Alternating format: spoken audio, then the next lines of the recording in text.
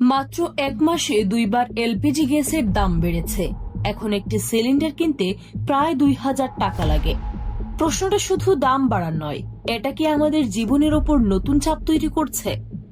মজুদ থাকার পরও বাজারে সংকট তৈরি হয়, তেলের দাম বাড়ে, আর এরপর একে একে বাড়ে বাস ভাড়া, লঞ্চ ভাড়া, বিদ্যুৎ বিল।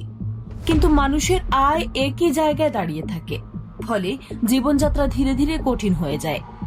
মাস শেষে হিসাব বদলে যায়, খাবারের প্লেটে মাংস কমে আসে, ডিম দুধের মতো প্রয়োজনীয় জিনিসও অনেক পরিবারে কমে যায়। বই, ছোট ভ্রমণ, সন্তানের স্বপ্ন সবকিছুই ধীরে ধীরে পিছিয়ে যায়। আর অন্যদিকে এক ভিন্ন বাস্তবতা দেখা যায়।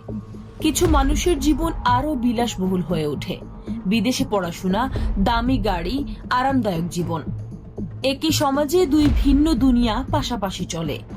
ধীরে ধীরে মানুষ সেই চক্রে ঢুকে পড়ে। বাবার মতো ক্লান্ত জীবন, একই চাপ, একই সংগ্রাম। সবচেয়ে বড় প্রশ্ন হলো, এটা কি শুধু অর্থনীতির নিয়ম, নাকি এমন একটি ব্যবস্থা যেখানে সাধারণ মানুষের ঘাম আর স্বপ্ন নীরবে অন্য কারো বিলাসিতায় পরিণত হয়?